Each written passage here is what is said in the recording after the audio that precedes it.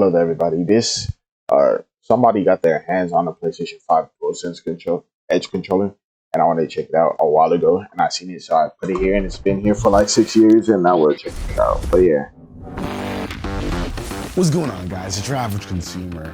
And me and my boy Dom went on a little trip to the PlayStation office out in California. I didn't know it was actually really cool. We got to see all of the different PlayStations. I have like the 3 of them. PSP, the Vita, they have it all. Do I have 3?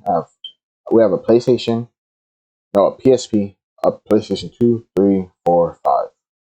Yeah, I have 5 of them. I don't got the one. All out on display in the lobby. It looks really, really dope. If you're a PlayStation fan, you would absolutely love to just see everything is right there out in the open. But we were there for something special. We got some hands-on time, you guys, with the brand new DualSense Edge wireless controller. And I got a lot to talk about. But not only did we get a chance to check out the controller, we also got to speak to the lead product manager of the DualSense Edge controller, Mizuno-san. We got a little interview with him at the end of this video.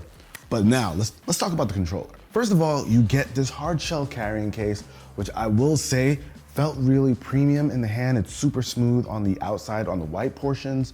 It's got a nice zipper. Once you pop it open, that's when you get access to, of course, the controller and the extra accessories. So what do you get inside of here, right? Well, you get 2 half-dome back buttons, which I'm a huge fan of. We'll talk about that a little bit more later. And of course, the 2 lever-style back buttons. We've seen those kinds before, as well as a variety of dome thumbsticks with different heights, and even a USB lock.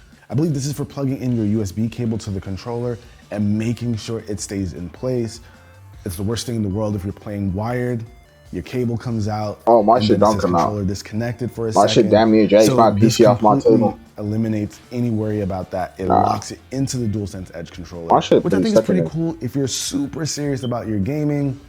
Maybe if you're in esports, that's definitely going to be helpful. And then, of course, up top you get a long braided USB cable, which is USB A to C. Now, what's also cool about this case is you could pop off this flap in the back, and you can run your USB cable directly into your controller if you want to charge it while it's still inside the controller. Why would I? Last but not least, you might have noticed that there's a little cutout in the center of the case, which is empty, but you can actually get replacement sticks for your controller. You can have your backup brand new one sitting right in the middle, ready to go. So that's everything you get when you actually pick it up. You know what I hate about controllers? So when I get this controller, I'm gonna start liking it because it's always one controller that has a stick drift. It's always one joystick that has a stick drift, which is, I feel like it's always the right one for whatever reason. The right one is almost always the only one that ever gets it. It's the one that always affects camera. But now let's talk about the controller. So when I went into this, I was expecting a really heavy controller. I thought it was gonna include a bit more metal, or it was just gonna be super hefty. It's actually not. It feels extremely similar to the current DualSense controller, but of course, with all the cool add-ons. Now, the first thing you might notice right away is that the white one's probably gonna be better so you can see the differences here. Now, the first thing you might notice right away is that instead of a white trackpad, we now have a black one, and this trackpad has all of the PlayStation symbols embedded all over it. So it's a nice little touch. You can feel like small ridges. Like, it's not like rough or anything, it's very subtle. It's extremely subtle. But not only did they change the color of the trackpad, but they also changed the color of the buttons. The buttons are now blacked out, unlike the previous version, which has those clear, transparent buttons. Those are also now black. No. They even, I looked at on the white one, it's white out, but on the black controller, it's black out. Added the PlayStation symbols to the triggers. So the R2, L2, they got nice ridges on there as well, which I personally really like.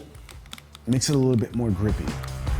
They also changed this portion of the controller. It's a lot slimmer than you see on the normal DualSense. And this is actually pretty cool because it's completely rounded out. We don't have like this cutoff that you see over here. They also added a very subtle grip to this portion of the controller too. Now, something that's interesting is the trim on this DualSense controller is removable. It's like a plastic piece, but the DualSense Edge also has a plastic piece, but the trim isn't as large as this guy. So for this, it goes all the way to here. You can completely remove this entire portion, but you won't be able to do like a full removal with the DualSense Edge. It kind of stops halfway. And to pop it off, you just have like a small little release tab at the bottom of the controller. Ooh. And once you slide it over, you'll hear the top pop off. Oh, and when you remove that plastic piece, it gives you access to the stick modules. Now, when you're here, you can pop open a latch to remove the stick modules if you want.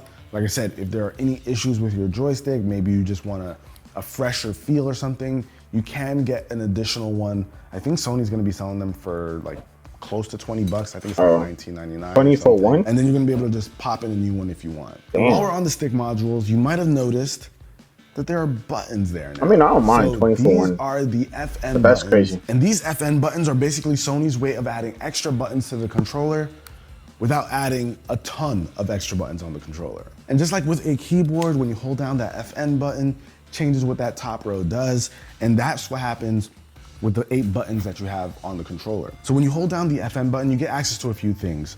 On this side, you get access to the different profiles you want to set to your controller. So if you're playing different games and you have different buttons mapped to different things, you're gonna be able to switch between them pretty seamlessly. You can add up to 3 profiles on your controller, including the default one, and then on the actual system, you can store up to 30. Now, on this side of the controller, the up and down with the function keys will work as volume controls for your headset, and the left and right is your party to game slider. So if you want more game, you can go to the left. If you want more party, go to the right, and you can just do all that right with the function key. No more jumping into menus. I might get the controllers for that feature. Isn't that crazy? I would, if that was one of the only features, I wouldn't get it for that. I'm only getting the controller. Like, all these other features are cool, but stick drift, bro, I hate fucking stick drift, and never having to buy another controller ever is key, because I don't break my controllers like that. I broke in like 2 controllers, right? One was when I was playing 2K. I got hella pissed because I got like 8 turnovers in like 2 minutes and just hit that shit against something. It didn't really break, but it like made it wonky. And the second one was, what did I rate? I guess I dropped it, but that didn't even break it because I dropped the controller, but the controller still worked, and the stick drift affected is what got me at the end. So basically only one controller I've ever broken. Now, I love the functionality that the function keys have, but I also like the fact that it's also crazy because I've only had one controller ever survive until like the rubber on the controller actually came off and I didn't get stick drift, which was crazy. Like, I've had like 3 PS4 controllers and 2 PS5 controllers. Out of all those, I've had only one controller survive the whole time. They don't get in the way. They're just right in the middle of the controller. So no matter what you're doing, you won't touch them unless you're looking for them. Yeah. Are those function buttons only? Do they serve any purpose in game? No. So your extra buttons are going to only be the ones in the back. You won't be able to map the function buttons to any other button. They're just going to work as those function buttons. At least for now. On PC, they might go nuts. Who knows? Wild Wild West over there. Now, of course, another big thing is being able to adjust the trigger lengths with the little sliders in the back. So if you're playing something like a first-person shooter, you're probably gonna want that to be on the shortest possible so you can get that button press in really quickly. So you have the 3 levels. You have the standard, you have slightly shorter, and like it's almost instant. So if you're playing a game that has that resistance while you're pressing the trigger, I'm thinking like maybe like Ratchet and Clank probably has that. Call of Duty has it. So I'm not a big COD guy, so if your game has that, it turns it off if you put it on like the shortest one. Now let's talk about the additional triggers in the back. You have a half dome and you have like the regular lever style. So the regular lever style is what we're all used to if you've used a pro controller before. But I know a lot of people have said, I don't like those paddles in the back because I always press them accidentally. And so Sony made the half dome. Now the half dome is awesome because you can completely keep your hands on your controller like you normally would without pressing the button. And when you're ready to press them, you can just go ahead and reach. They're not too far. They're in a really good position. Is it like I think it's brilliant because it feels really good in the hand. And it solves the complaints of a lot of people who just hate accidentally pressing those triggers.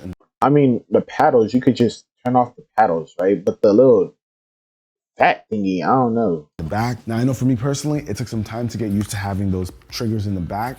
So having those half domes, I think are gonna make I don't think I want the half a lot domes. of I think I want the regular folks to pad transition pedals. to that kind of style. So physically, they added quite a few things to the controller, but when you get the thing in your hand, it feels very similar to the previous DualSense controller. Just maybe a little bit heavier, just a little bit, but it's not substantial at all. But now let's talk about some of the customizations that you can make in game. Now, I think Sony's biggest thing about this controller is giving the player options. So you're gonna be able to customize a lot when it comes to this controller. You can of course remap the buttons over here, the buttons in the back, so you can change it up if you have a certain play style that you want. You can also change the sensitivity of the analog sticks. So Sony has a few preset styles that you can access, and you can go within those and even change them quite a bit more. So there's curve that you can adjust so that it behaves differently depending on, you know, your play style and how you want it to feel. They even have the ability to change up the dead zone. So that's good. There's a lot to customize, and I'll talk about now you don't got to change the dead zone in games once we get our hands on the app. But before, the only reason you would change your dead zone is because you would get stick drift. But since now you're not really getting stick drift because you could just take out, I mean, you would still probably need it. Actual controller. And of course, all of those changes that you make, you can save to those profiles. So all the button remaps, sensitivity for the sticks, all of that can be of course saved to each of the profiles you have on your controller or PS5. Now, of course, your boy did get a few Apex runs in there while I was at the office. And I gotta say, I was really happy with the feel. I'm always missing those back buttons when I'm playing Apex on my PS5. So I'm happy that there's like a legit option out there that I— Oh wait, you could, okay, I get it. You could take it out or put it in. I didn't. Can use. And I gotta say, also the grips, they're subtle, but it feels really good. I just know I'm gonna be spending a lot of time customizing the joysticks when I'm playing Apex, but I'm excited for it. But not only am I excited to get my hands on the actual DualSense Edge controller, but I was excited to speak to Mizuno-san over at PlayStation about why they made this and what you guys can expect once you get your hands on it. All right, guys, and now we have something really special. We've got our special guest over here, Mizuno-san from PlayStation. He's the lead product manager of the DualSense Edge wireless controller. So I just gotta pick your brain, man. Okay. What was the inspiration behind this? Why did you guys decide now's the time to make this controller? We started looking into this idea to make the high performance controller back in 2018. We have done like a direct interview toward esports players. They were actually not satisfied with their current high performance controller. Especially like esports players, they are athletes. It's like a shoes of a basketball player or like a racket of a tennis player. You know? That makes sense. The basic ergonomics was totally important. They loved actually DualSense ergonomics. So we really wanted to keep the same ergonomics. Additionally, they said that they don't want to have like additional buttons all over the place, because it will lead to accidental presses. We want to have those kind of multiple function, but minimize the buttons. So we had this idea to have a function button in the bottom. I think that's really cool that you mentioned that, because while I've been playing with it so far, being able to jump into those menus without really having to dive deep into like just the regular PlayStation settings has been really quick and seamless. And even with the addition of these, usually the paddles in the back, some people don't like them because they accidentally press them. It takes some getting used to. With these new ones here, you can just kind of hold it in your hand. There's no even these, nothing here is going to get in the way of your gameplay. So this is definitely geared towards like folks who want the best performance, esports obviously in mind. How do you see this changing just like the average person's gameplay? Do you feel like even they can benefit from something like this? Every user who wants to be stronger or like wants to have a controller that can personalize depending on their game style or depending on their game genre, this controller definitely gives value to them. And we are confident that every single feature that is in this controller will benefit those kind of users who wants to be stronger. Well, Mizuno-san, thank you so much for your time. I really appreciate it. Thank you. Guys, this is wild, but it's coming soon. But that about wraps it up for this video, guys. Hopefully you got some good insight to what you can expect from the DualSense Edge wireless controller. Are you getting your hands on it? I know it's 200 bucks. So let me know with a comment down below. It ain't cheap, But till then, it's your average consumer, and I'll catch you guys in the next one.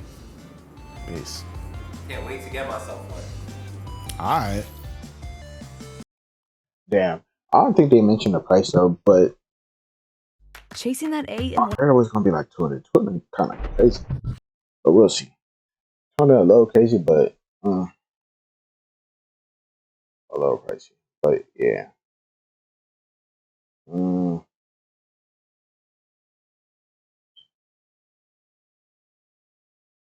With this controller, that's true. Also, I mean,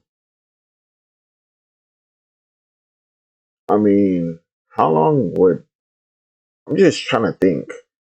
Say my controller lasts like 6 months, 5 months, right? No stick drift. My bad. In my mind. Like it could even go 8 months, right? Let's say every 8 months I need a new controller. That would be like I don't. You know what? It don't even matter. I'm gonna get it either way. But yeah, like, subscribe. See you guys later. Let me know what you guys think about this controller. And see you guys later. Hope you have a good day or night. And bye.